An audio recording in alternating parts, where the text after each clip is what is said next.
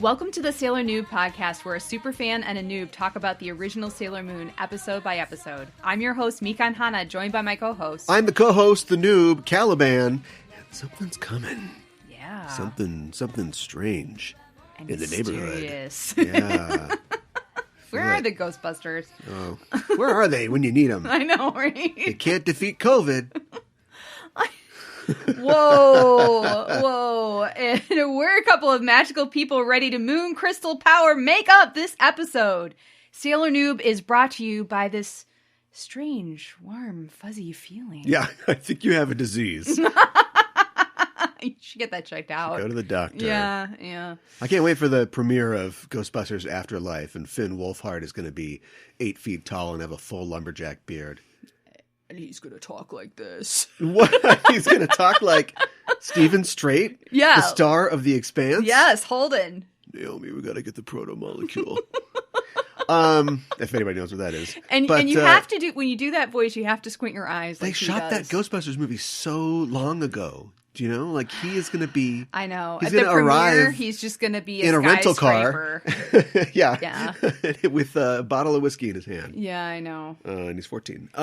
Yeah, no, it's weird. And we'll get into it as we talk about the show, but I never thought about before the long history, maybe not long, but the specific history of plants from space. Everybody thinks about Little Shop of Horrors. I do think of Little Shop of Horrors, and actually I was thinking about that with this episode. But, like, there's also... Love me some Audrey, too. When did Day of the Triffids was a book in, like, the 60s, right? It was a big, like, I don't know movie that one. In the 70s, but a bunch of plants come down and they spit at you and they make you blind. Huh. But also they can walk around and stuff like that, so, yeah. It reminds me of... What is the name of that movie, and why am I blanking on it all of a sudden? Donald Sutherland remake. Oh, yeah, right. Invasion of the Body Snatchers. Well, even in the original Body Snatchers was plants from space, essentially. Like they're plants that grow a copy of your body. Yeah, I wonder when we got tired, and you're a communist. I wonder when we got tired of plants from space, because we just don't do that no more. I don't know. Are we just like so obsessed with clones and aliens and technology from space? Internet avatars. Yeah. Are there any like Trek plants that are like really prevalent? Well, the Star Trek Discovery, the new Star Trek show, is literally about mushrooms in space, right? Yes. Yeah. Yeah. All right, they're bringing it back. Okay. All right. There we go. Kudos. Today we are talking about episode number 58. Sure chigao ai no kokoro, ikari no makaiju in Japanese, Disconnecting Love, the Raging Makai Tree, the English translation, and the English title, Secret Garden. That's, it's strong. I mean, yeah. I got to cross that one off my thing. It's not an allusion to but it's the book, Secret Garden, but it's cheap. Yeah, but like not lame necessarily. Yeah, I mean, it's not. Natsumi isn't. She can't walk because of polio or something, and then she meets a poor boy, and if anybody remembers the Secret Garden, they got to remake that soon. They remade that like 11 times, so I'm sure another one's coming. I freaking love the Secret Garden. Yeah, the Secret Garden and the Little Princess, written by the same author. I really like those books. What? Yeah. Okay. I've opened a door. Yeah. Like Usagi that I need to close. I'm sorry about that. So closing that door, I do have a little bit for Natsukashi Omoide. It's very brief. Just wanted to go back to last week's episode really quick. So in the previous episode, Usagi mentions to Natsumi that her and Mamoru are connected by the red thread of fate. Right. After which Natsumi snips the invisible thread. So the red thread of fate, also known as the red thread of marriage and other variations, is an East Asian belief that began from Chinese mythology. It is often perceived of as an invisible red cord around the finger of those that are preordained to meet one another in a specific situation as they are, quote, their true love. According to Chinese myth, the deity in charge of the red thread is believed to be, and I hope I'm pronouncing this right, Yue Zhao Laren, or it's the old lunar matchmaker god who is responsible for marriages. Huh. He's usually depicted as an old man. And in the original Chinese legend, the red thread is tied around both parties' ankles, while in Japanese and culture, then they do a race. Yeah, right. I know. In Japanese culture, it's traditionally tied from the male's thumb to the female's little finger, and in Korean culture, the red thread is thought to be bound around the little finger of both individuals. So the two individuals joined by the red thread are destined lovers, irregardless of time, place, or conditions. And the magical thread may be stretched, knotted, or entangled, but it never breaks. And this myth is similar to the Western idea of a soulmate. Wow. Yeah. Welcome to the gay room, Sailor Scouts. It's aggressive. So, yeah. But the color red in Chinese, like a lot of things at temples and things are red. It's just to ward off evil. It's kind of, I don't want to say it's a holy color, but it's supposed to be like a positive color, happiness. It is good associated with marriage. In traditional Chinese culture, both parties would wear red to the wedding. Whoa. Yes. So Scarlett O'Hara finally tying the knot, literally, to her pinky. Yes, exactly. And it's Korean because the bride has 5 fingers. Oh, you're doing the dragon thing. I don't know. Well, I had something to say before we get started, too. Yeah. We often mention our Patreon on the show at patreon.com/Sailor Noob. Oh, we should have this memorized by now. And you're looking at me and I'm like, yeah, that's totally it. Well, I'm so used to disappointment and not being able to get Sailor Noob as a name for different things. That but it's one word, Sailor Noob. Great. Where you can sign up for as little as $1 a month to get extra content for the show and sort of join the Sailor Senshi team. But also, we don't talk much about our Kōhī or our Ko-Fi site. And somebody gave us a very generous amount of coffee. These are a lot of coffees. A user named Ron gave us some money on coffee. And if you want to buy us a coffee, you can at ko-fi.com and search for Just Enough Trope. And we'll put a link in the show notes too, if you want to do that. That's not like a sign up thing. That's just like, oh, nice job, good one. Right. Here's there's coffee money. I'm showing you there. my appreciation. Yeah. Here, get yourself a coffee. But thanks, Ron. Thank you, Ron. We really appreciate it. Should we also mention that I think we've mentioned before on the show that we have a Discord, but I don't know that we've talked a whole lot about what that is. It's basically like a modern chat room for all y'all who are old enough to remember what a chat room is. I think you're already talking to the wrong. You're not even in the right church. AIM, AOL, AIM. This choir anybody? isn't even like, who is this person? Yeah, we do. We like chatting to our fans, and those chats come, in a lot of different places. Mm-hmm. But if people want to centralize it, you don't have to. But we do have a landing page for that sort of thing on our Discord. And we do have a show link or a link in the show notes to this as well. Yes. To the Discord for the network. And then we've got individual pages that are, chat rooms. For each show. For those different interests. Yeah. Yeah. So if people want to congregate there and talk about anime, talk about Sailor Moon, talk about, whatever's going on, that's fine. Yes. That's why we have it there. Nobody has to do it if they don't want to. No, it is purely optional. Yeah, if you want to meet other Sailor Noobs. We don't have like a fan name. I know. Other fans of the Sailor Noob podcast, you can do that by going to our Discord. So I've thought about this. So Sailor Moon fans are called Moonies. So I thought maybe Sailor Noob fans could be called Newbies. Oh. I don't know. You might have something there. Maybe. We'll see. Okay. We'll float that and see what happens. Okay. maybe let us know what you think on our Discord about that. Right. Would you like to give us a synopsis of this episode? Oh boy, it's going to be intense. Yes. Because the heat is getting turned up. You heard me? And we get right into it this week as we see Usagi walking down the street. She's got the day off, whether it's a holiday or just Sunday, we don't know. Uh-huh. She says to herself, oh, how can boys not ask out a pretty girl like me? Well, hold that thought, because behind her is Iru as Sajuro, thinking, I'm going to captivate Miss Usagi's heart today. Yeah, right. Just walking 6 feet behind her like a creep. Yeah. Cut to the bookstore, and Mamoru is using his free time to catch up on reading, and across the shop, hiding behind a copy of Horses and Me, is An as Natsumi, thinking, I'm going to win Mamoru's heart today. I know. Mamoru is reading a book called Luna?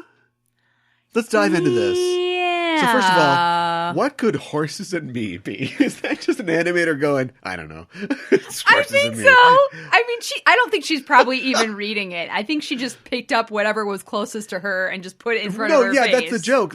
But is the joke that she doesn't know anything about horses, or I feel like we can. I think you're thinking about it more than we can polish they did. that. Yeah, you know what I mean. Yeah. Why not make it like a cookbook? Because she doesn't or eat a book it all. about aliens or something. Oh, yeah, that's too much. Maybe that might maybe she's too just on the nose. Reading up on the competition.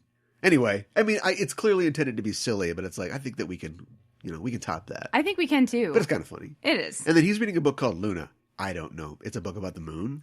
That's what I'm thinking. I don't know. That's what I'm thinking. Yeah. I'm, even though he doesn't seem to remember the Usagi or the Sentry at all, maybe he still has an interest. Yeah, I don't think the book titles reveal anything about us, because otherwise, it would be, she's reading, he's just not that into you, and he's reading, 101 dango recipes or something like that.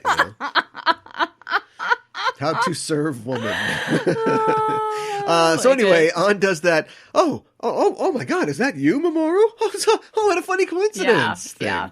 And Mamoru's like, hey, what's up? We cut across town. Apparently, Ail has pulled the same trick because he is sharing a soda with Usagi at a sidewalk cafe. Yes. They each have their own. They're not drinking from the same soda, 50s style. No. Usagi is also having a crepe. Yep. And throughout the scene, Ail is like, man, it's so weird to run into you. And Usagi's like, no, it's so crazy. No. And Ail's like, all these people, and we find each other. And Usagi's like, oh, yeah, it's just weird.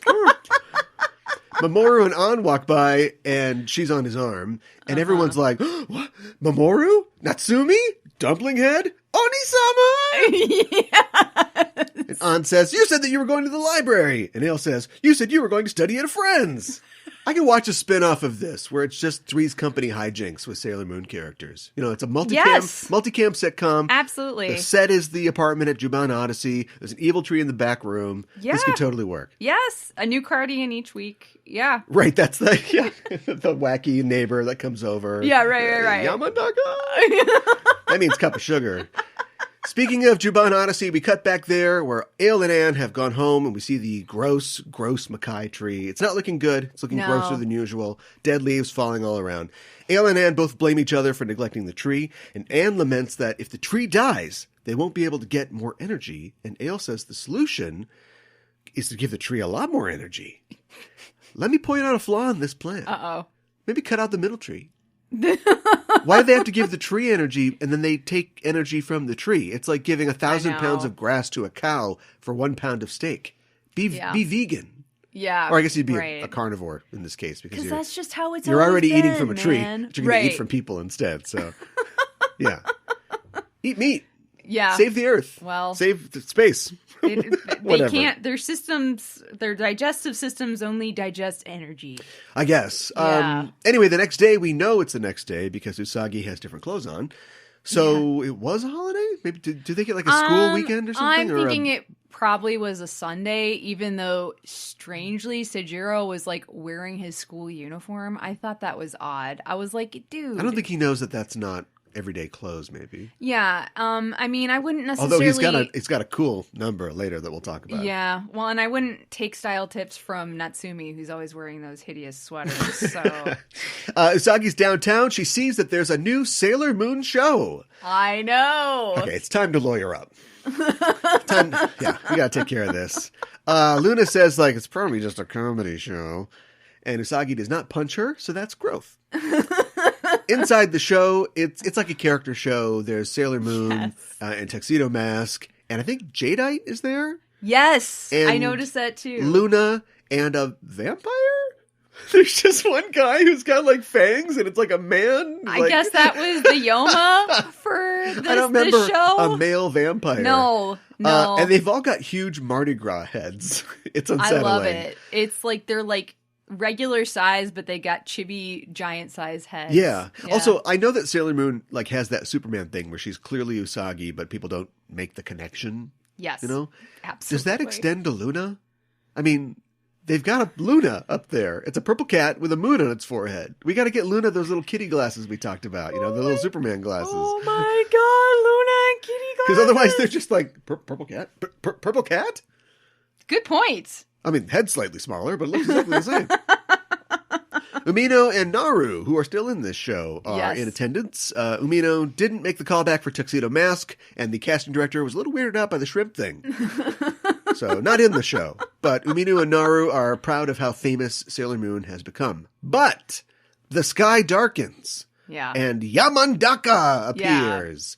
Yeah. Yamantaka flies in on a lotus, and he/she has 4 heads and 6 arms. Mm-hmm. It's a real bodhisattva situation. Mm-hmm. And Yaman drops flower petals on the crowd. And everybody's like, whoa, what a great show. Oh my God, my energy's being drained. Yeah, right. And this is an audience of like mainly 8-year-olds. There's a lot of carnage.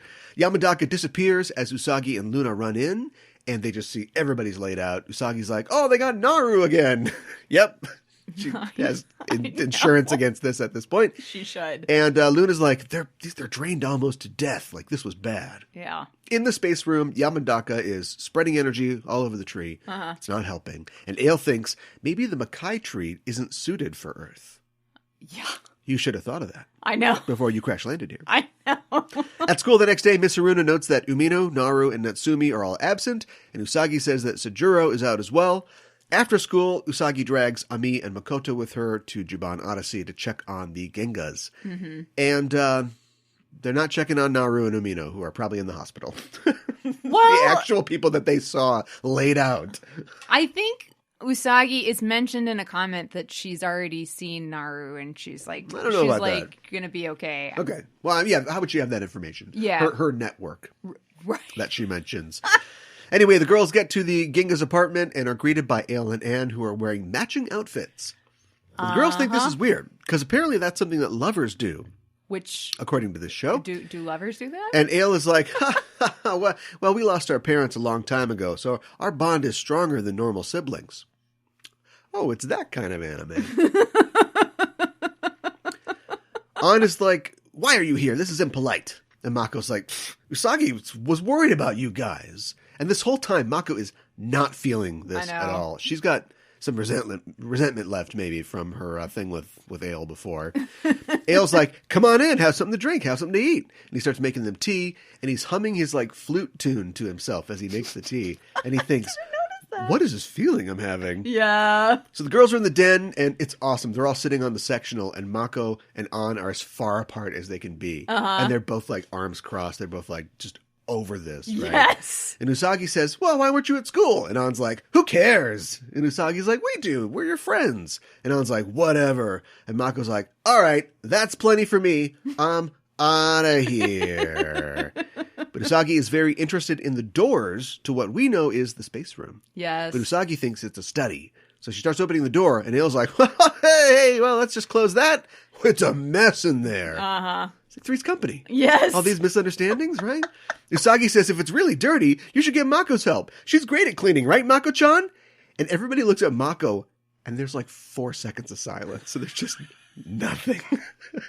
And then An's like, all right, well, you're annoying us. You can go home. Yeah. The girls leave, and the siblings watch them from the balcony, and Ail says, don't you feel something warm inside? Uh-huh. And An's like, what? What are you talking about? The next morning at the Sugino household, Luna hears the alarm clock and springs up to wake Usagi. She's already gone. Yep. She went to Juban Odyssey to escort the Gengas to school. Mm-hmm. But An's like, what are you even doing here? Usagi's like, well, goofing off is fun, but we have to go to school. What's happening? I know, right? Ail shows up in his pajamas. He's like, hey, Usagi, all right. We got to get you that cake and the meat buns, and you got all that stuff you didn't eat last time. Guess who likes that idea? I know. So while the tea and cakes are being prepared, Usagi goes back to the doors of the space room, and she's like, when somebody tells you not to, you want to do it all the more. And it's like, oh boy. And she opens the doors. I know. And it's pitch black, but suddenly there's a blinding light. And tendrils reach out for Usagi, grabbing her. Yeah. Looks like it is that type of anime. Oh, no. Usagi screams, but Ail hits the button on the doors, and the tendrils retreat back into the room. And Usagi's like, what was that? And Ail's like, I'm experimenting with some cosmic botany, right? That's believable.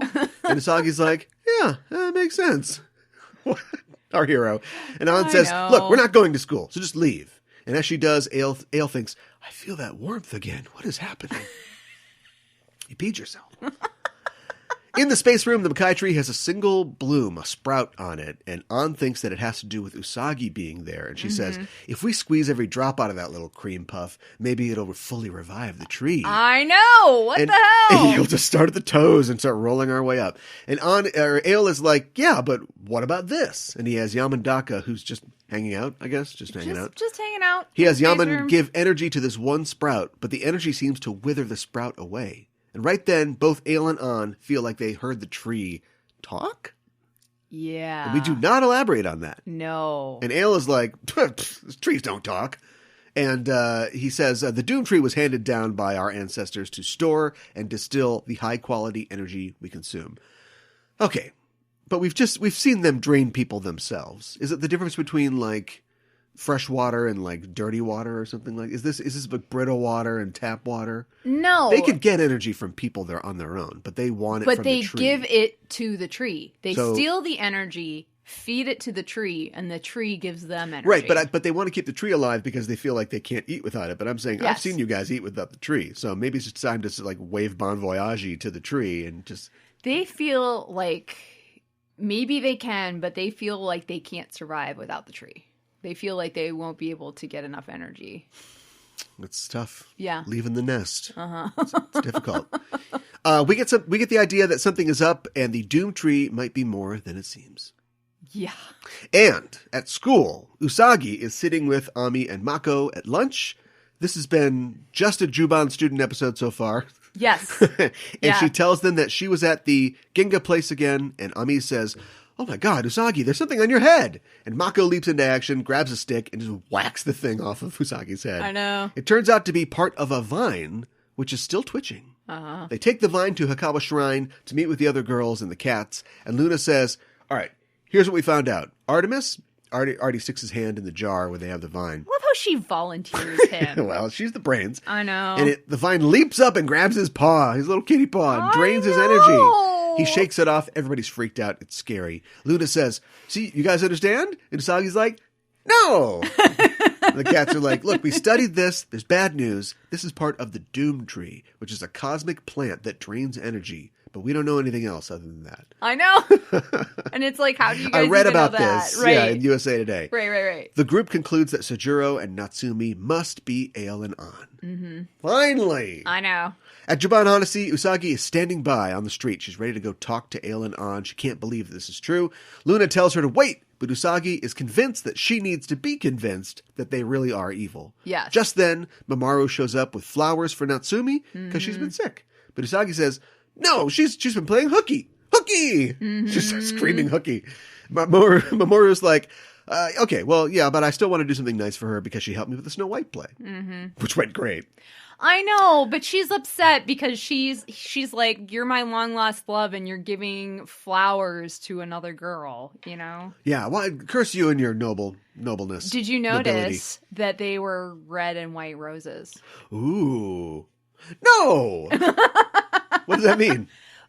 The red roses are what Tuxedo Mask use, and the white roses are what the Moonlight Knight uses. No, I'm even more confused. Yeah, well. As he walks off, Usagi says, they have a Doom Tree! Bangarang! Yeah. It'll drain your energy!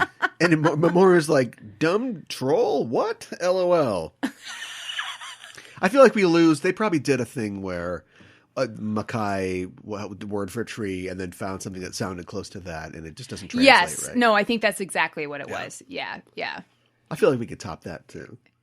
Yeah. Doom tree. Doom. Doobies? No, thank you. Oh my God. I'm straight edge. I don't know. In the apartment, An is loving these flowers and the warm, fuzzy feelings they bring. Uh-huh. And like appearing from the edge of the door, Usagi appears and she says to Mamoru, I think that you should leave soon. I know. And An's like, oh, Usagi, come in. And Ail appears and says, yeah, come in. And Usagi thinks, those cakes are mine. Mm-hmm. So she's scarfing down them cakes as the four sit on the sectional. An is thinking, what if I just threw Usagi to the tree? I know. Having all kinds of murderous thoughts. Mamoru says, you guys have a great view. Dude, you have a high-rise condo. We've seen it. I know. We don't patronize these aliens. An says, Shizuru, why don't you take him outside on the balcony? So they do that. Uh-huh. And then An turns to Usagi and says, you want to see that room that you love so much? We're being threatened by something scary, but it's asleep now, so it's okay. And Usagi's like, yeah, maybe some other time, yeah. But An says, no, let's do it now. They go to the room and she pushes Usagi into the space room and closes the door. I know. And Yamantaka grabs Usagi and immediately begins draining her energy and giving it to the tree. But the Doom Tree starts saying, stop, that's enough, stop. Mm-hmm. And the tree suddenly explodes in light and begins to grow exponentially. Vines burst out of the space room and infest the entire building. Mm-hmm. Usagi is wrapped up in the vines and Yamantaka is thrown to the ground by them. This is like Yamantaka. Yeah. I don't know if dead. We don't know. The Teen Girl Squad arrives outside because, of course, they do, and they see Juban Odyssey, now Juban Kudzu. They transform into the Sailor Scouts. Jupiter says, "I'll handle this." She blasts the vines blocking the door with the Supreme Thunder. No effect. The girls look worried as we pan up to see the Doom Tree proper atop the building, and we hear Usagi's high-pitched scream. I am reminded of season 1 when the Dark Kingdom had the Starlight Tower. Yes. Yeah. Exactly. Yeah, that was about halfway through too. Yeah, I know. And like and Jupiter busted in there. So she probably is like, I'm the one to bust into buildings. It's like poetry. It rhymes. Stop. Don't. It's spooky. It's been spooky before. A bunch of weirdos in Sgt. Pepper outfits that live underground and have monsters. That's spooky. I want to see an artist rendition of the Dark Kingdom and the Sgt. Pepper's outfits. But this, I don't know, for some reason this feels, maybe it's scarier because it feels like the bad guys don't even get what's going on. I think that's part of it. We've talked before about how Ail and An are, self-serving energy vampires, but they're also teenagers and they don't really know how they feel about stuff. And they're just kids who have been raised with no like moral framework basically. And so they don't understand what's happening. So they're scared. Everybody's scared. And it just feels, I feel like the Spooky Yuki Underground one should be scarier, but this feels scary to me. Well, and then another thing maybe that also is making it scarier is that the Ail and An, they don't kill people. They drain people within an inch of their life. Yeah. But they don't kill them. Well, what's the kill count for the Heavenly Kings or whatever? I don't know. It's maybe they didn't actually kill people either, but intention was they didn't care if they killed people. Oh, sure. Yeah. Yeah. So, but like Ail and An have never said like, we will only take so much energy. No, that's true. I've been thinking a lot, maybe this is just because they're aliens, but maybe it's this episode specifically because it's creepier. I started thinking about like, what if there was like an X-Files Sailor Moon crossover? Okay. Well, I want to keep talking about the show. Also, it's like the cruelty of a child, which is somehow more cruel. The fact that Ail could, they've been trying to kind of kill these girls in their alternate identities for a while. But then An is just like, oh, no, I'm just going to feed you to this tree. It's going to rip your limb from She's limb. Ruthless. And she does that on the spur of a moment. She's just like, oh, I'm just going to push you in there. Yeah. And just like, you can't plan for that kind of thing. You can't make a deal with that kind of cruelty. You can't trust somebody who's completely... No. Just do something like that at the drop of a hat. This is too much for girls. These are girls.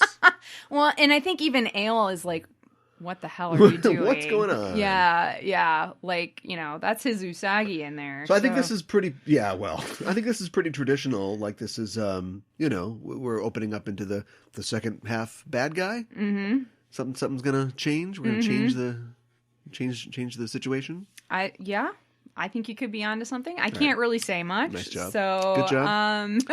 Good job holding your tongue.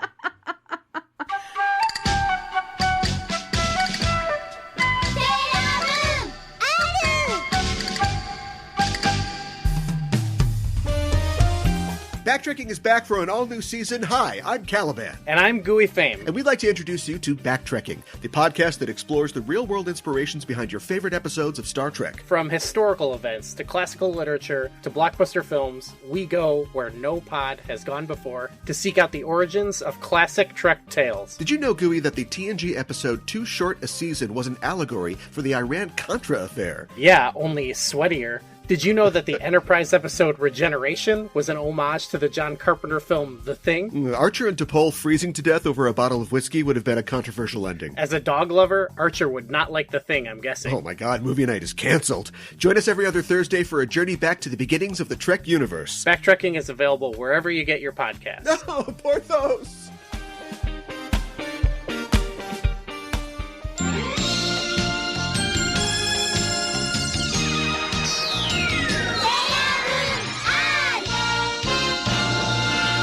For Kyoro Kyoro Miro, or Curiously Looking Around, where we talk about elements of Japanese culture within the episode, today we are going to be talking about renting an apartment in Japan. Ooh. Yes. So a high-rise condo? Well, yeah. With a space room?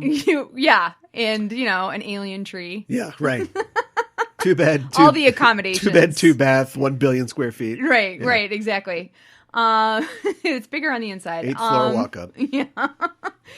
In this episode, Usagi, Mako, Ami, and Mamoru all visit Sejiro and Natsumi in their apartment. So today we're talking about apartments in Japan. Although the overall cost of living is higher in Japan than it is in the US, rent in Japan is on average about 31.29% lower than in the US. Socialism. Yeah, but before you pack your bags and move to Nihon, there are some differences in the renting experience that you should be aware of. Some of the world's most high-priced land per square meter is in central Tokyo, which advances its reputation of being a costly city. However, rent can vary from inexpensive, very small apartments of around 10 square meters, which is a little over 107.6 square feet, to extravagantly priced, lavish apartments in prime districts. Outside of central Tokyo, housing costs are noticeably lower, especially in the suburbs, nearby prefectures, and in other regions. Interestingly enough, Minato Ward, which is where Azabu Juban is located, is fairly centrally located in Tokyo. In 2020, Minato Ward had the most expensive average cost for apartment rentals out of all of Tokyo's 23 wards. The nationwide average monthly rent, not including utilities, for a one-room apartment, which tend to be about 20 to 40 square meters or 215.28 to 430.5 square feet. So, like, either 1 bedroom or 2 bedrooms, nothing else. Well, that is not very big. Well, this is a 1 bedroom. Right, but Yeah. it's literally 1 bedroom. Like, Yeah. your bedroom is probably 200 square feet. Yeah, I know. It's not very big. But those tend to be between 50,000 and 70,000 yen, or $482 dollars and 87 cents and $676. The yen has actually dropped. It's 482.75 now. Yeah. Okay. Whatever. I appreciate your precision. No, I know. checked all Google of will this. do it for you. Yeah. I know. I'm just saying. I'm on Google right now, and it's 3/4 of a yen. Anyway, or $1. Well, I did I put in the yen amount, and it. Why are you laughing at me? Because you can just round up to like 485 or even 500. Okay, fine. So it's between. It's like 480 to like 670 $676. Is that too precise still for your taste? No, that's fine. You just your precision is impressive. Now that actually doesn't sound all that bad. If you were just a swinging single dude with one suit and a steaming machine, and you had a job downtown you went to, that's not living large. But if you wanted to do that in New York, a 700 square foot apartment in New York is $37,000. Mm-hmm. Yeah. So that's way more.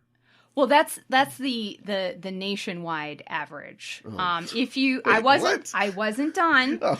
Rent for a similarly sized apartment in central Tokyo and popular neighborhoods nearby typically start around 100,000 yen. Whoa. So that's about $1,000. Still not bad. No. I mean, for 200 square feet, not great, but right compared to $4,000 for a regular one bedroom in Manhattan. Right. I know. So it is definitely noticeably less. Most apartments in Japan are typically rented through a real estate agent who usually have offices located close to train stations.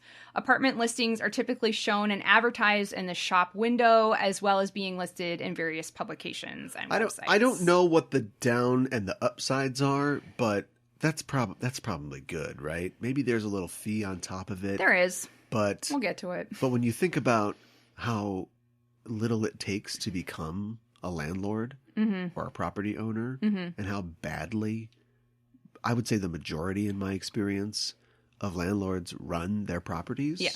The fact that a real estate company would have the resources to maintain the properties, or maybe they suck just as bad, I don't know, I'm guessing. And then at least there's some responsibility to, the business association or the Better Business Bureau or the community or the government. I mean, if your landlord decides to screw you, yeah, you're screwed. Yeah. I mean, there's really little you can do to fight against him. No, you're right. I mean, at least in theory, this is somebody who is looking out for you. There are definitely real estate companies, that rent apartments here. Yeah. But it's mostly usually just higher end apartments. Yeah. Yeah. Usually, but not always. I'm just saying that maybe we should do it that way here. I mean, we probably have some kind of law that keeps us from doing that. Yeah. I don't know. Sing out, real estate fans. Let us know. Looking to move. Yeah. Japanese agents typically work within a local area, so many people first decide on the neighborhood they want to live in before visiting an agent. The agent will ask you what you are looking for in an apartment before bringing out a list of rentals. Then they will set up a showing, often on the same day, as the apartment has to be vacant and available to rent right away in order to get a tour. So they do not show apartments that has somebody currently living in them, in other words. Another way to look at available apartments is, of course, to look online at listings and inquire of places that you like. With online listings, you could be dealing with various different agents, but you would only have to pay the agent who deals with your final contract. Apartments.com.jp. Yeah, right, exactly. There are definitely similar websites to that, for sure. Is there a Japanese Jeff Goldblum? Actually, it's probably just Jeff Goldblum. The Japanese must love Jeff Goldblum, like we all love Jeff Goldblum. I don't know. Konnichiwa. Apartmento. Oh my God. So just like anywhere in the world, first you have to figure out where you want to live, what kind of apartment you would like, number of rooms, layout, etc., what is in your budget, and how close you want to live to a train station. Rental prices tend to be more expensive the more centrally located they are to a train station. But if you live really far away from a train station, then it becomes increasingly more likely that you will need a car. And cars are expensive to maintain in Japan. It's probably a sweet spot. Yeah. You want to be close, yes, but not so close that you're living over it. And it's rattling your No, I wouldn't recommend silverware. that. You're going to get a lot of noise, I would think. Although they've got those, it's not like the L train. They've got the maglev trains. That's true. I'm thinking more of like, there's going to be a lot of people coming and going and, other outside noises. So, The words for rental properties in Japan vary from what we are used to in the US. Words like studio and two-bedroom apartment are unusual. Instead, apartments will be advertised with a number in front of a combination of the letters L, D, K, S, or R. The number references the amount of bedrooms, and the letters represent the living areas. L is living room, D is dining room, K is kitchen, S is storage or free space room, and R, which represents a whole apartment that is a single room, or what most of us in the U.S. would call a studio apartment. Okay. What I think is interesting is these are the letters that they use, but these are the first letters of these words in English, which I think is kind of it took me like a second. I was like, that seems strange to me. But anyways, you have to. It's the most efficient. First of all, suddenly using single letters is super efficient, huh? Mm-hmm. Got a funny little language there, Japan. Guess we've got that on you. But yeah, if you could do like. Ichi, you could do numbers. Yeah. You need a single character. Yeah. But it has no connotation. Yeah. So it's like if you say 1, 2, 3, 4, 4 is not as good as 1, or is 4 better than 1? Right. And the way to get around that is you just use letters. They could have used Nordic runes or something like that, but all the computers use English characters already, so let's just use those. Yeah, right, exactly. One common option is an apartment listed as 1 LDK. So this property has one bedroom and a larger area that is made up of a kitchen, dining room, and living room. Although the kitchen, dining, and living rooms may be separate rooms, depending on the layout, there will not be any doors separating these areas. I mean, I think that that's kind of common, even in the U.S. Yeah. An open plan. Yes, layout. Exactly. A 1K is also a fairly common option, and that's a one-bedroom apartment that has no living area. Instead, there will be a small kitchenette, which will usually consist of a fridge, microwave, and maybe a stovetop. Ovens are unusual in Japan, especially in big cities. When I lived in my dorm in Japan, I had a kitchenette which had a stovetop but no oven. I did have a toaster oven though, and a lot of Japanese apartments have a fish grill, which is a small grill that you can pull out of a gas stovetop. And these are very small and can usually fit about 2 fish fillets at a time, and they are similar but much smaller than broilers, which are very common in ovens in the U.S. Yeah. So, you couldn't, it's not broiling the same in an oven than over a grill. Yeah. Because they'd want it to be, it's not charcoal. No. Obviously, you'd get carbon monoxide poisoning. But yeah, it's open, the air is moving around it. And they have different models. Fish baking tips from Caliban. Yeah, I know. They have different models, and like some of them, like you have to put water in them before you heat them up and like use them. Uh-huh. But some of them you don't need to. Anyways, they also have microwaves in Japan that have some microwaves that have a function that you can push that makes it effectively an oven. Like there's like a heating element on the top.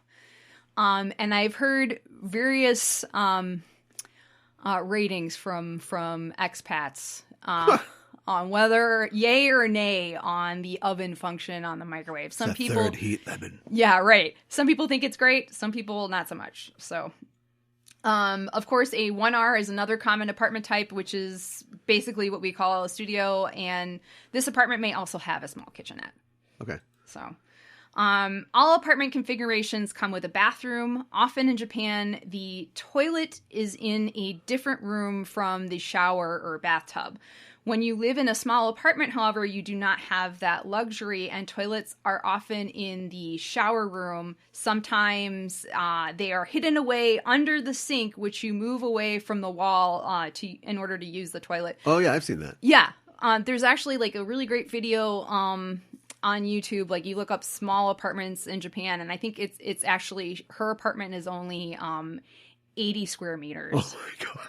So it's even smaller. So it's just like, like a document box that you would send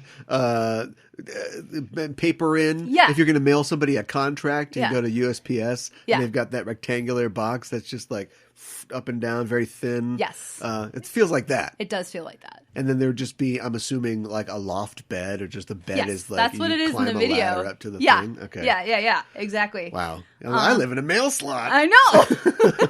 I'm all teched in. Bathtubs are also not common in apartments except in larger, older, and more luxurious ones. And bathroom sinks may also be in the hallway outside of the room that the toilet or shower is in. Oh, okay. Yeah, Right. sometimes. There's lots of different things. Some other housing words to be aware of in Japan is manshon, spelled manshon, which is a... I know what it sounds like. I know. Sounds like a mansion, which is a concrete apartment complex with 3 or more floors. Apartment types vary within mansion, and there's at least, if they have at least 4 floors in the building, there will be an elevator. So like Ail and An's apartment building would probably be considered a mansion. Huh. Because it's got a lot of floors. And an apato, or it sounds like apartment, is a 2-story apartment building made of wood and iron, and units are usually small and maybe loft style. So, I'm thinking. confusing. I'm thinking. Yeah. I'm just thinking about, I've lived in buildings that existed before Admiral Perry decided to visit Tokyo Harbor. Yeah. And that's kind of the way it is here in the U.S. I mean, we're a young country, but in terms of vertical construction and industrialization, we've got a big head start on Japan. Yeah. So what's the oldest building that you would expect to live in an urban environment? That's a fantastic question. In the question of efficiency, they'll just knock stuff down. They tear stuff down. I actually came across that. There is, even for houses, there's kind of this overall idea. I don't know how much this is believed throughout the country. Maybe it's very prevalent that like houses are only good for like 20 years and then they tear them down. Yeah. Huh. Yeah. Okay. It's like they expire or something. Or I they're don't just, know. this house isn't in anymore. I'm not really sure. I didn't not really. with it. Yeah, I didn't really dive into. But I mean, the here logistics of that. we'll take a building that used to be, in the area where I live, there are a lot of mansions and hotels, which I guess you would call like a boarding house, although that means something a lot different now than it did then. Mm-hmm. And they're like giant buildings where fairly rich people would just rent apartments or just mansions that a rich person would live in. And all those people are dead. Yeah. And have moved away, or their families have moved away. And so they're all cut up into apartments. And so you've got all these weird layouts and stuff like that. And we're just like, why would we knock that down and build a high rise? Now, that's changing because there's a lot of high rises going up where I live too. Really ugly high rises. Well, yeah, it's Brutalist Modern, but Neo. But but they just, I mean, not like shrines and important stuff, but just like an old office building, they'll be like, it's been there for a while. Boom. I know. And I'm guessing that it's like to keep, the economy going, to give contractors and constructions and architects, like, because why would you just, it makes sense to like wring out a building until there's nothing left. Mm-hmm. And, you have to knock it down. Like we do here. Yeah. But I think it's to stimulate the economy, right? It has to be. I mean, I would think that that's part of it. I also wonder just things that I've read. I mean, but it's an amount of time thing, right? It's like at this point, it's no good. So, like, what happens if like there's a big date stamped on the side of the building? What happens if you're like, it's 2 weeks past? Is this building okay? Right. What happens if like I'll sniff it. You're like a young family and you move into a new home, and then 20 years go by and you're still living in that home? do you have to knock it down, or is it okay? And then like the next person who gets it, they're like, oh, well, I bought it. It depends now on I'm if knock it down. Are they just making a more efficient, nicer building, or is it gentrification and the rent goes up? Because here, Right. I'm sure they would give you the opportunity to be one of the first families in the building. I don't know where you live while they're building it. Right. But Hotel, probably. I guarantee it's going to be $500 more. Like this is a different kind of building now. Before it was a tenement. Now it's going to be, a condo world. Yeah. I also kind of wonder if there seems to be a lot of superstition about reusing things and living somewhere where somebody else lived too. I don't know how prevalent that actually is. I love the idea of superstitious construction workers. I do too. All right, let's that get out there. Oh my God, a black cat. Idea. Yeah, right? I know. No more work today. Another aspect of renting apartments in Japan that is different is that every renter needs to provide hoshonin, or a guarantor, an individual or company that is liable to pay the rent should the renter not be able to. This is similar to a cosigner in the West, as the guarantor also cosigns a lot of the rental paperwork. Some Japanese people who need a guarantor will ask their parents to fulfill the role. Some businesses may also provide this role of guarantor for their employees.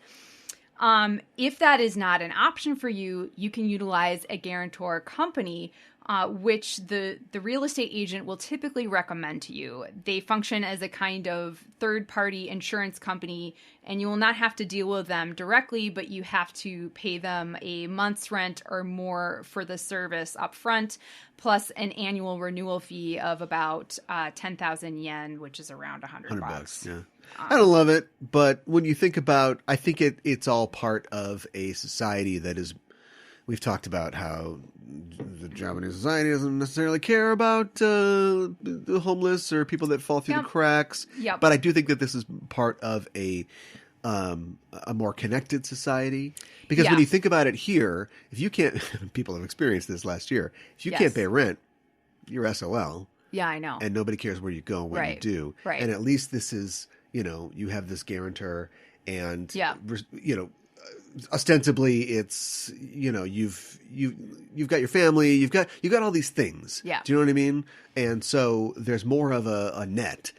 So if bad times do come, you're not immediately just you're out. Yes. An interesting note, if you are a foreigner and you're trying to rent in Japan, a guarantor has to be a Japanese national. So it can't be your family from back home. Oh, well. So that makes sense, I guess. Yeah. It's one of those weird sort Mr. of and Mrs. John Smith. Yeah, right. At 123 Elm Street. I know. Anytown, USA. 12345. That's why I think, the companies are probably almost an easier way to go in a lot of ways. But, if you could get your parents to do it, great. But if you get blacklisted from the guarantor I think that would be bad. Then you're screwed. I think that Start would be picking out really a cardboard bad. box. Yeah, right. Rent overall might be cheaper in Japan, but there are a lot of additional fees that all renters need to pay up front.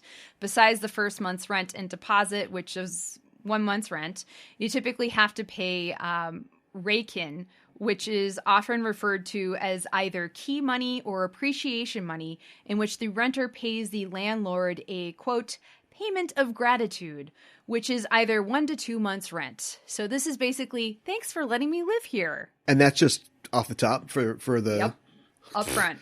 All right, I'm turning around on this. However, some landlords have gotten rid of this practice. Renters also have to pay a realtor agency commission fee for the agency that assisted in finding you an apartment, which is as much as 1.5 months rent.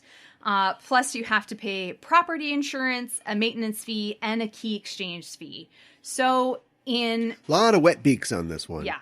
In 2015, for an average apartment that cost 80,000 yen a month, or around $800 US, you could expect to pay around 400,000 yen, or around 4,000 US dollars up front before any moving services and initial costs for setting up your utilities. That's where they get you. That's where they get you. Yeah.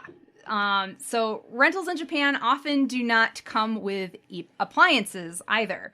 This means renters need to make sure that their refrigerator and washing machine from their previous apartment will fit into the new one.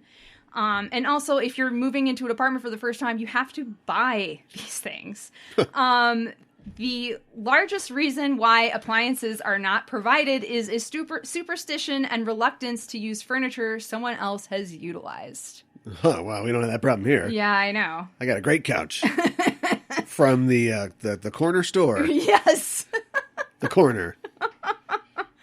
Most landlords in Japan are reluctant to rent their apartments to foreigners due to such things as language barriers and financial concerns, such as they are concerned that foreign renters will have to leave suddenly and not pay the rent that the landlords are due.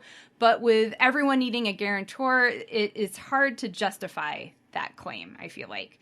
But there are actually no laws in Japan that ban landlords from rejecting applicants based on their nationality.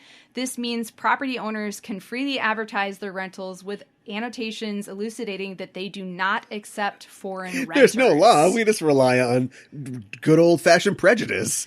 Seriously. Like, I was reading something, like, there was a foreigner who went to a realtor agent, and the realtor agent called up the landlord and asked if they took any foreign renters, and while they were on the phone, they the realtor put their fingers in the motion of an X to the foreigner, like, as to insinuate that they do not take any foreign renters. Oh, that translates. I know.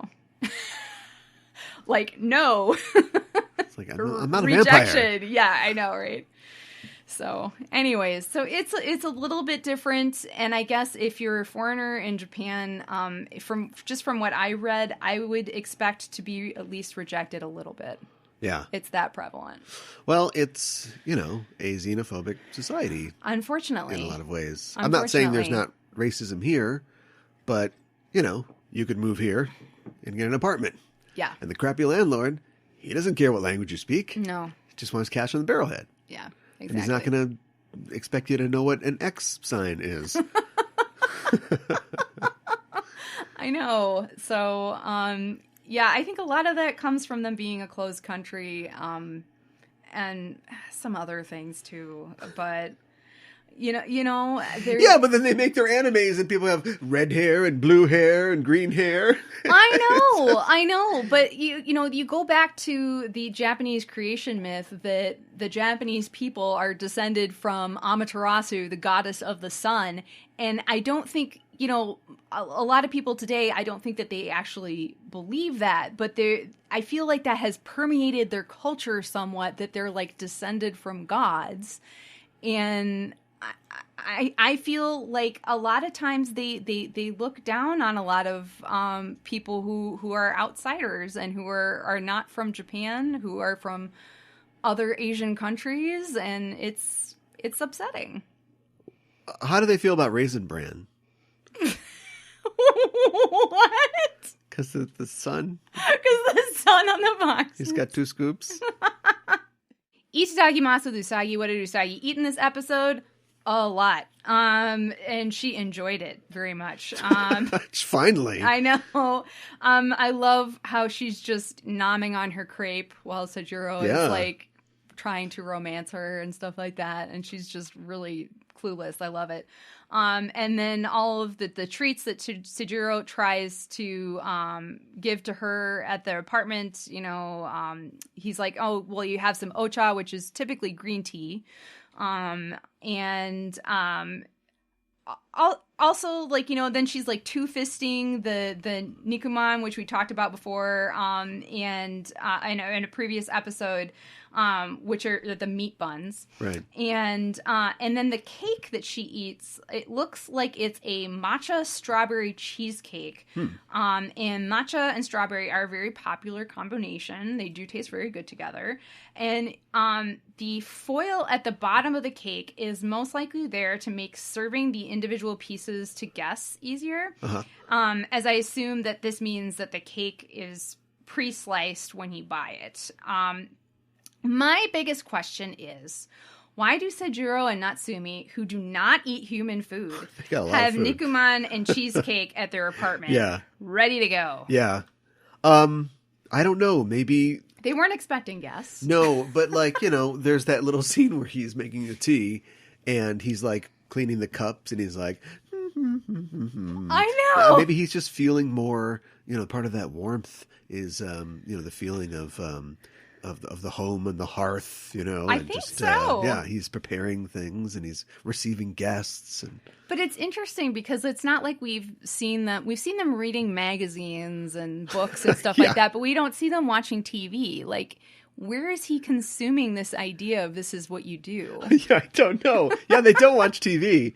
And that would be, is that a missed opportunity or them doing, we don't want to do that? Because... I think it's a missed opportunity. Because that's every single Alien movie. They come to Earth and they go, I'm learning. Exactly. They're watching the TV and they're like, 2 scoops. Yeah, exactly. I think it's a missed opportunity. I think they could have done a lot of stuff with that, but whatever. Villain gauge, where you rate a baddie 1 to 5 dark stars, 5 being the most wicked. The Cardian for this episode is Yamantaka. Is it a Cardian? Yeah, I'm assuming yes. We never see a card. We do never see a card. I do want to mention and it has such a specific function in terms of the tree. Mm-hmm. So what if this is just it's a card. It's a card. But what if this is just That's their shtick. What if this is just like a celestial gardener who has just been, somewhere just floating around ready to on their lotus? Has been taking care of the tree, off camera. It's possible. I don't want to rule that out. I like that idea, but because we started to form a theory about picking the cards and who's picking them and what their function ends up being. Mm-hmm. And then last episode, one went totally rogue, and we're like, "What's that mean?" And this episode dropped that. It's not like they try to summon one. It's like, no, not coming out. Yeah, right. It just we just have a pre-summoned one ready to go. Yeah, I don't know. I think that it's has just something specific functions. As regards the tree. So I don't know. Yeah, I don't know either. They do seem to have a specific function and nurturing and that sort of thing. But I think it is just I have to believe that it's a Cardian because otherwise I don't know where they got this help from. I guess. I suppose. Although I feel like the Dark Kingdom had some Yoma that weren't, called from the stars. Oh, yeah. That was Nephrite's thing. Someone said they would just show up sometimes. Yes. They'd just be like, that's true. Hey, you. And like, hey, yes. Like, I guess they escaped the cocktail party or something like that. Right. Yeah, it did have that feel. I don't want to rule it out. Let me just put it that way. Fair enough. The name Yamantaka is a reference to Yamantaka, the Vajrayana Buddhist deity. Yamantaka is a Sanskrit name that can be broken apart into 2 main components. Yama is the name of the god of death, and Antaka means terminator or destroyer. So Yamantaka's name literally translates as the terminator or destroyer of death. Dun, dun, dun. Yeah. Oh, it destroys death. Yes. Okay. Yeah. I don't know. It's like not as menacing. Yeah. We'll pull it back a little bit. So yeah, Yama is the god of death in Hinduism and Buddhism. Sometimes Yamantaka is visualized as, quote, conqueror of the Lord of Death. And this has to do with, we talked about this on a previous show, the samsara and the cycle of death and rebirth. Exactly. Yeah, basically it's like the end of samsara. It's the end of the rebirth cycle. So it's seen as like a positive thing. So everybody that died at the Sailor Moon show is going right to Nirvana. I hope nobody actually died, but sure.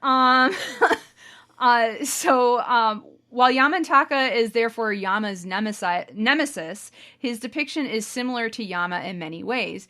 Yamantaka also frequently rides a buffalo and is frequently portrayed with a buffalo's head.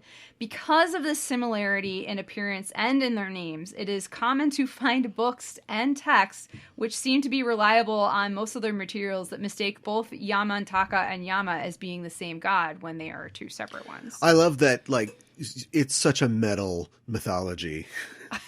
Like this Buddhist mythology, and like even the good gods are like, no, this is a good guy. I know, so right? Monster face and a million arms. Yes, and yes. Carrying heads like Wonder Woman. Yes. And, no, it's a good guy. Yeah, right. You want that? That's good. Yamantaka is presented in various different forms, one of which has 6 legs, 6 faces, and 6 arms, holding various weapons while sitting or standing on a water buffalo. Frequent representations also portray 32 hands and 16 legs. In the Japanese esoteric schoolings, Dai Itoku Myo, the Japanese name for Yamantaka, is the wrathful emission of Amida Buddha, who is the Buddha worshipped in Pure Land Buddhism, and is depicted with 6 faces, legs, and arms holding different kinds of weapons while sitting on a white ox. So I'm assuming Yamantaka is a girl because all the Cardians have been girls, but I don't know. Maybe I should just say they. So eyebrows kind of low for a presenting female character. I feel like you can't judge by that. But... No, and like the sort of genderless nature might have been intentional. It might have been, yeah. So they say a variation of their names like Yaman, Daka, and Daka. Yeah. Or like Daka. Yeah, right.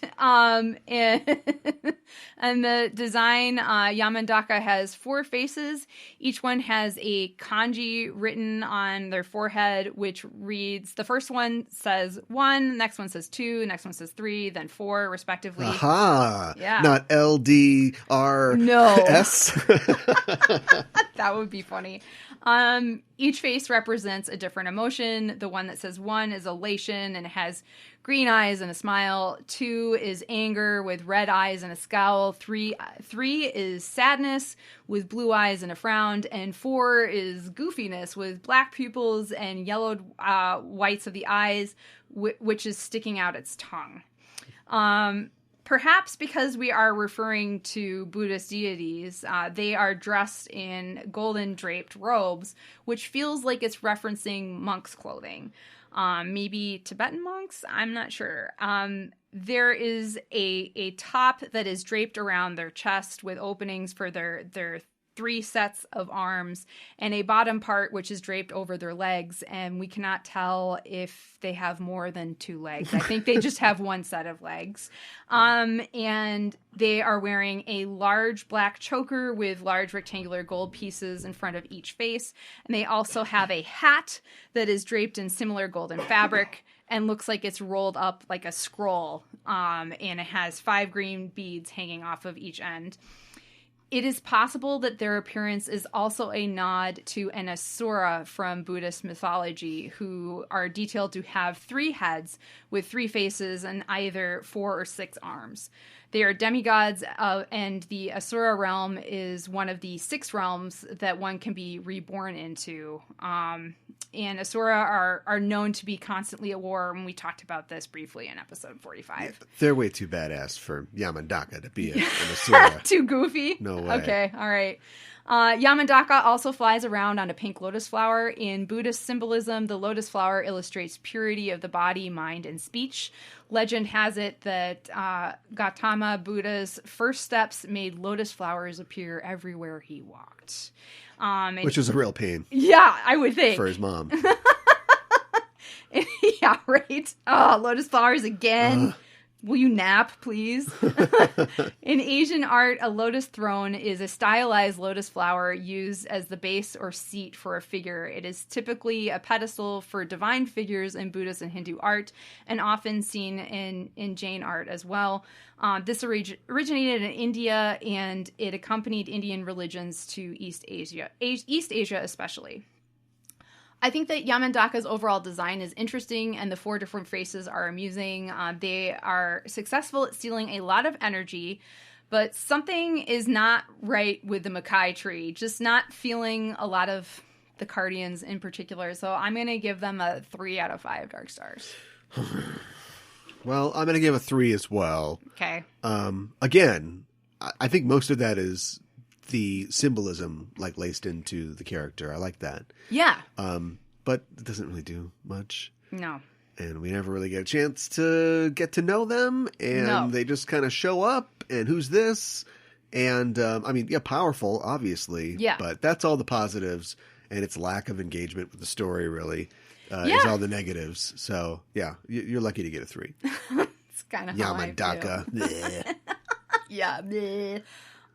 For Sabu or Dabu, where we talk about the most interesting differences between the sub and the dub, I do want to mention that the site that I usually refer to for this part, for the rest of R, they didn't do the rest of the episodes. So this is just kind of be information where I can find it.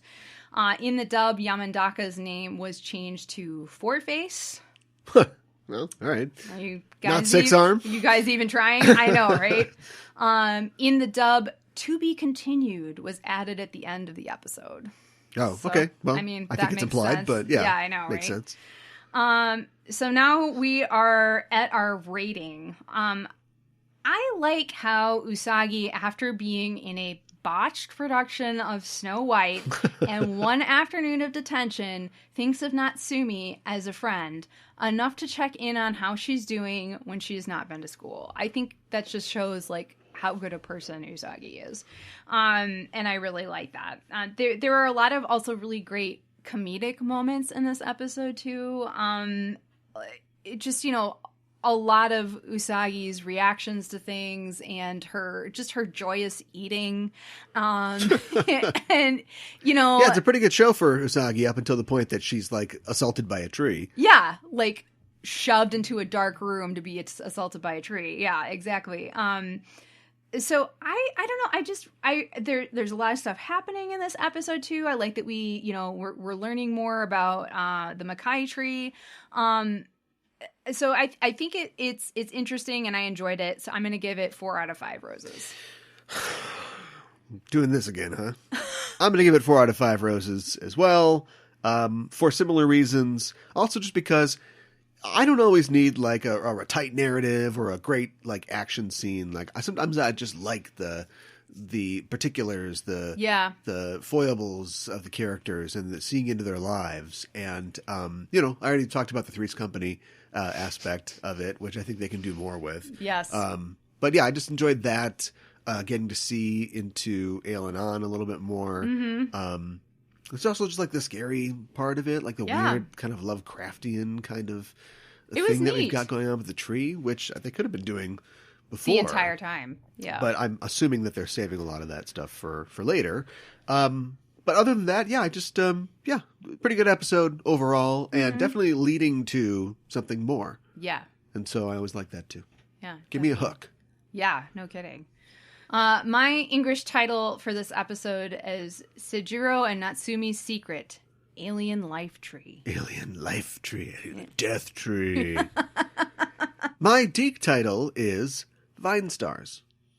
What? If Deke had been around while Vine had been around, and I think they're both sadly gone. Oh, okay. Is Vine gone already? Yeah. Really? Yeah. When did that happen? A long time ago. Really? No, it's TikTok. It's all about TikTok now. Oh, I mean, that makes sense. I guess I haven't really heard anybody say anything about Vine for a long time. Right. Okay. I'm not saying it's fresh. I'm just saying that's my title. All right. I like it. Next episode, we are talking about episode number 59. Mezameru Shinjitsu no Ai, Makaiju no Himitsu in Japanese. True Love Awakens, the Makai Tree's Secret, the English translation, and the English title, Treed. What? Treed. Trade. Treed. What? This week on Sailor Moon. Treed. Yeah. Okay. Well, hey, I can't judge it until I see the show. Maybe I'll watch the episode and then I'll be like, treed, man, treed. That episode was so treed. Yeah. I mean, you can't do anything else. But get treed. We'll see. We will see. Well, that's our show for this week, and the Name of the Moon will be punishing you next week with another episode of Sailor Noob. 2 scoops!